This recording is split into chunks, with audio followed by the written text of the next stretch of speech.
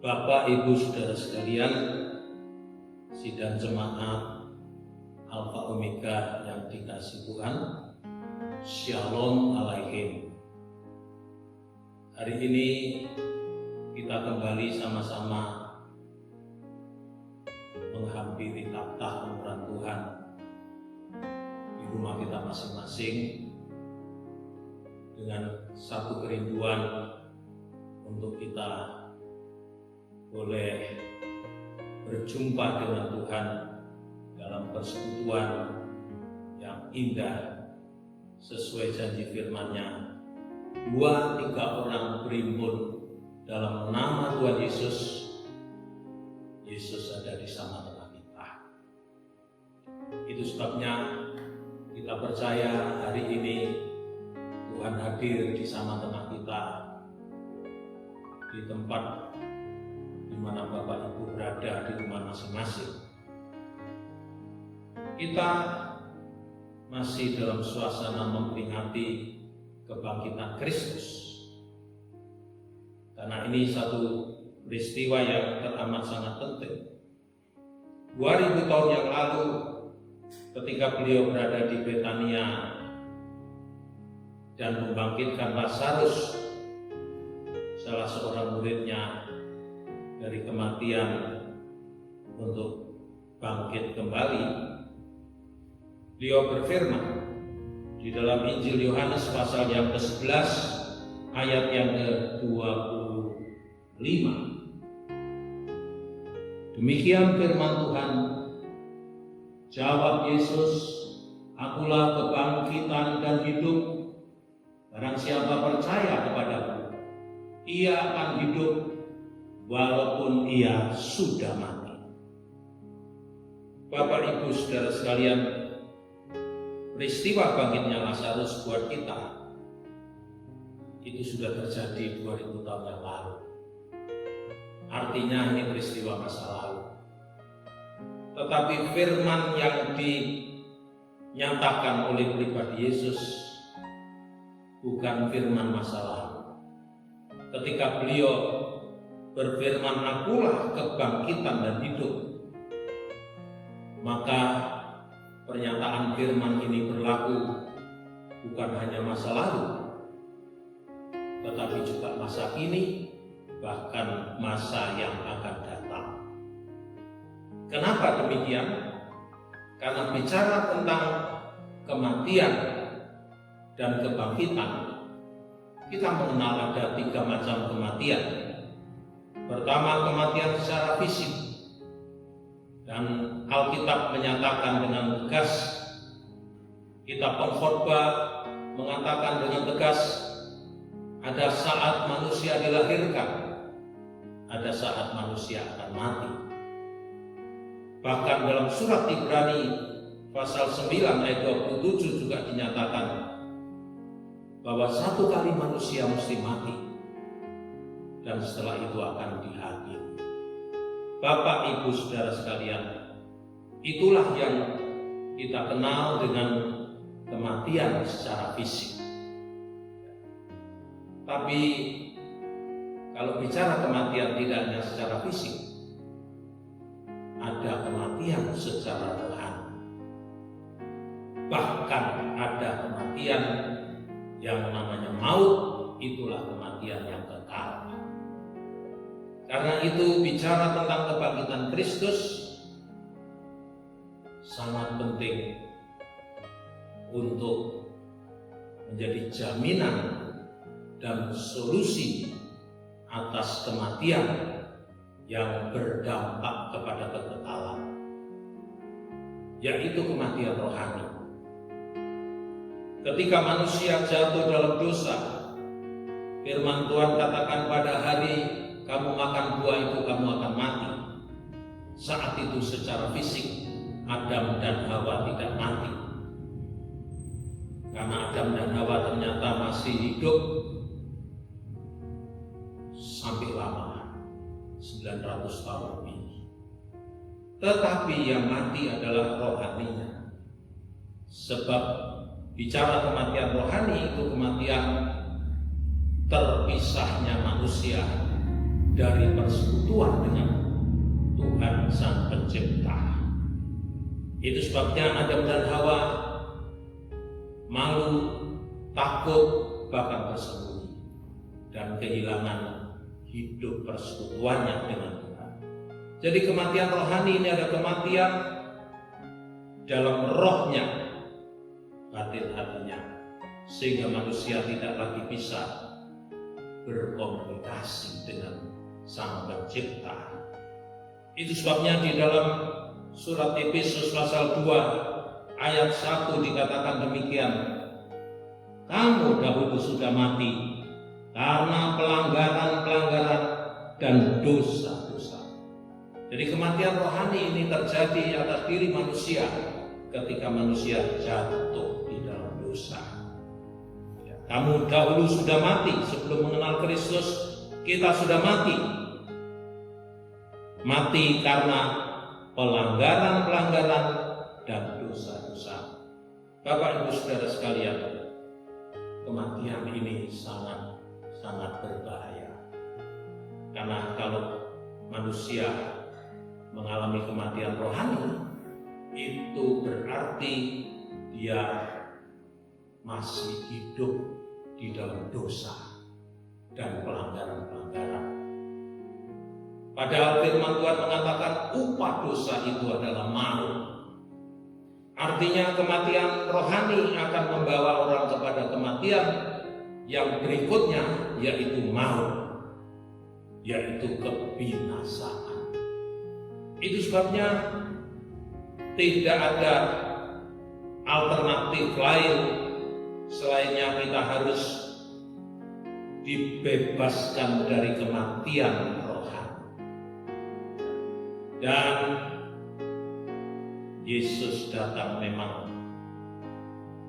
untuk tujuan tidak hanya nanti membangkitkan manusia dari kematian secara fisik pada waktu beliau datang kembali, tetapi sekarang ini Dia akan membangkitkan manusia orang berdosa yang mati rohani itu supaya boleh hidup kembali. Itu sebabnya di dalam Efesus pasal 2 ini kemudian dikatakan pada ayat 4, tetapi Allah yang kaya dengan rahmat, oleh karena kasih-Nya yang besar yang dilimpahkannya kepada kita, telah menghidupkan kita bersama-sama dengan Kristus, sekalipun kita telah mati oleh kesalahan-kesalahan kita, oleh kasih karunia kamu diselamatkan. Dan di dalam Kristus Yesus, Ia telah membangkitkan kita juga dan memberikan tempat bersama-sama dengan Dia di surga, supaya pada masa yang akan datang Ia menunjukkan kepada kita kekayaan kasih karunia-Nya yang melimpah-limpah sesuai dengan kebaikan-Nya terhadap kita dalam Kristus Yesus.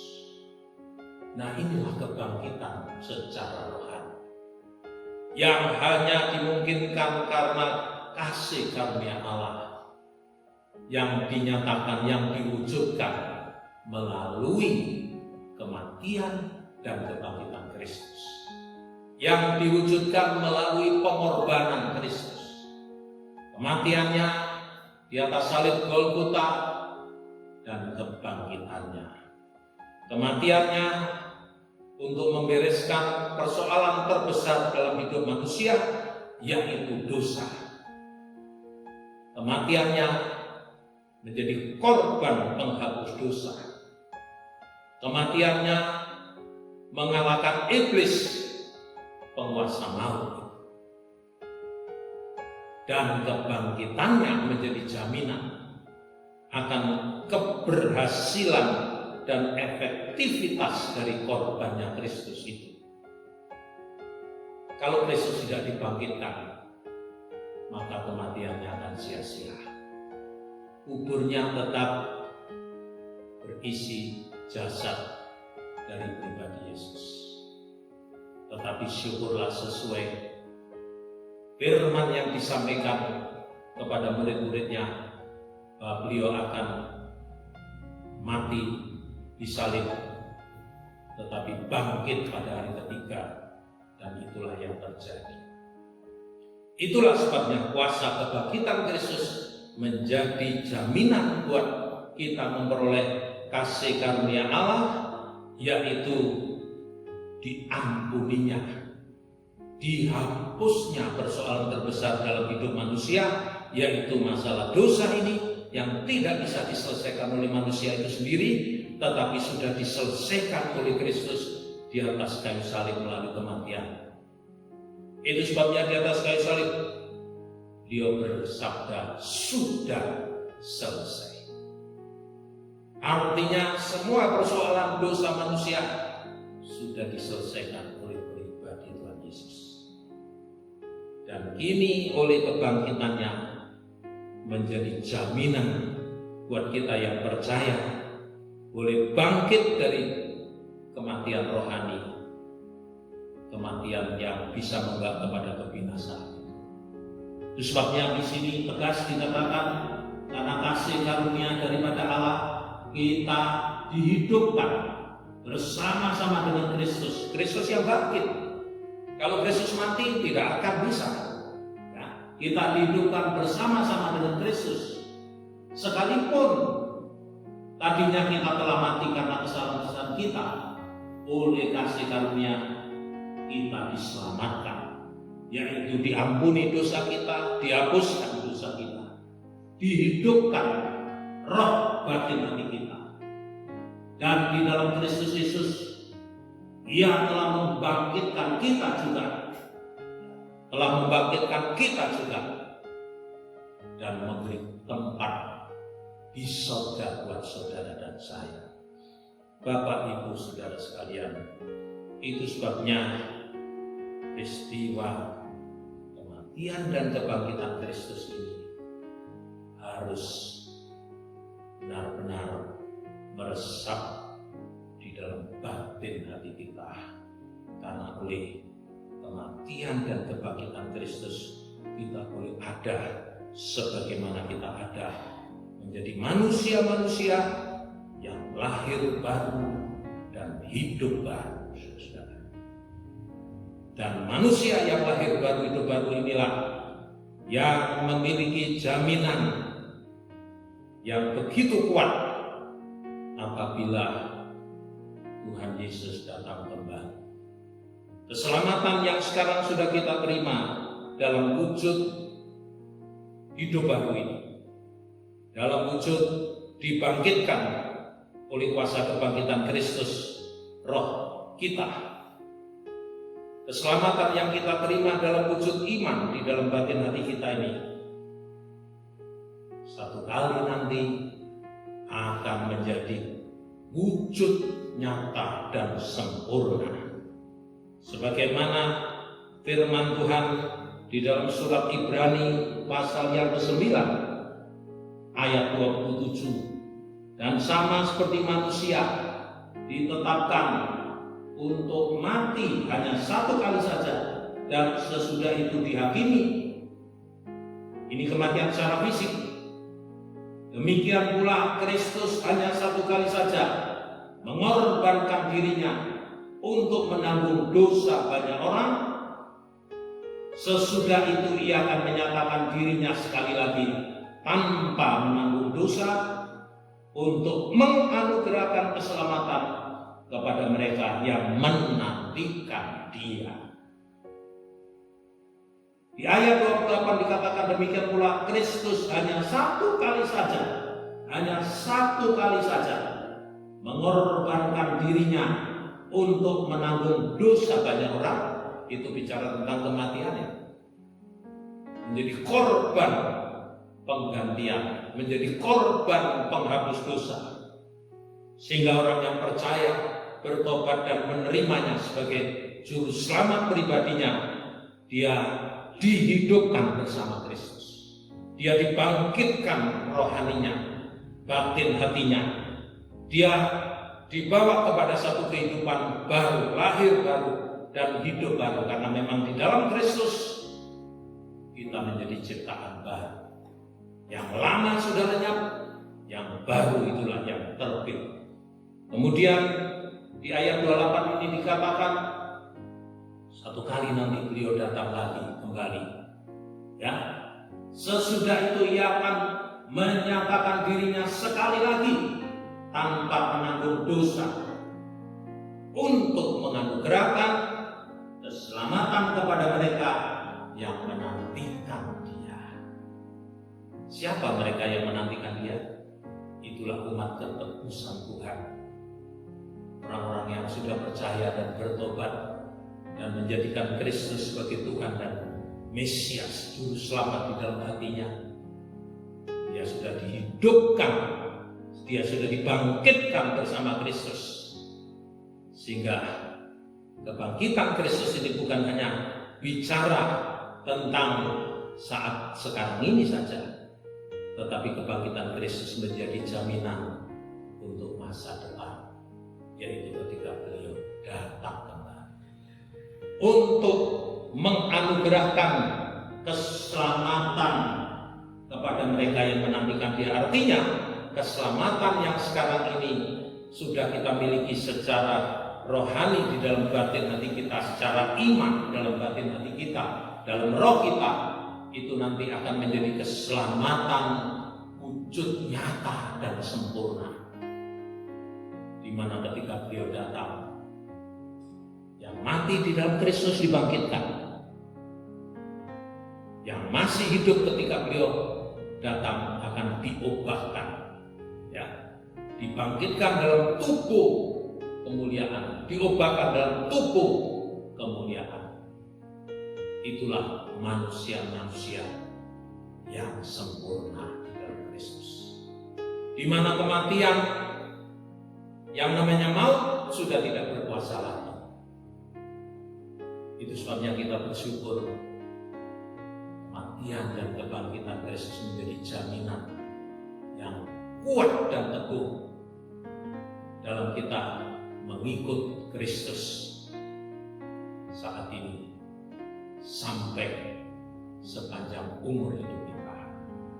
Itu sebabnya apa yang terjadi dengan dunia ini tidak membuat kita khawatir, takut, kecewa, risau, galau, karena di dalam Kristus kita sudah memiliki jaminan yang teramat sangat kuat. Bapak, Ibu, saudara sekalian, biarlah firman Tuhan ini menjadi kekuatan buat kita semua di tengah-tengah wabah yang masih melanda negara kita, kota kita. Tapi kita percaya Tuhan akan menyertai dan menolong kita untuk keluar menjadi pemenang-pemenang dalam menghadapi setiap pencobaan, setiap kesukaran-kesulitan. Karena problem terbesar saja sudah diselesaikan oleh Tuhan Yesus, yaitu dosa. Maka problem-problem yang lain itu kecil di hadapan Tuhan. Kiranya Tuhan memberkati kita semua. Mari kita berdoa. Bapa kami yang di surga, kami mengucap syukur buat firman. Kami mengucap syukur buat kematian dan kebangkitan Kristus yang membawa kami menjadi manusia-manusia baru di dalam Kristus, yang membangkitkan kami dari kematian secara rohani untuk menjadi manusia baru di dalam Kristus, yang sedang menantikan kedatangan Kristus kedua kali, di mana beliau akan menganugerahkan keselamatan yang sempurna dan kekal. Terima kasih Bapak, itu sebabnya kami percaya Tuhan akan terus menyertai setiap pribadi kami selaku umat ketebusan-Mu, terlebih-lebih di dalam menghadapi situasi yang sukar, yang sulit, karena problem terbesar saja sudah Kau selesaikan. Tidak ada problem yang lebih besar dari dosa yang telah Engkau hapuskan dan telah Engkau tebus melalui pengorbanan. Terima kasih, itu sebabnya kami bawa dan serahkan hidup ini terus di dalam genggaman tangan Tuhan, supaya kami boleh terus mengalami pemeliharaan Tuhan yang demikian nyata dari hari lepas hari. Terima kasih Bapak, sekali lagi berkati anak-anak-Mu di rumah-rumah mereka masing-masing sedang berada di bawah kaki Tuhan untuk memuji dan memuliakan Tuhan, untuk bersekutu di dalam firman-Mu ya Tuhan. Terima kasih Bapak, berkatilah semua jemaat Tuhan.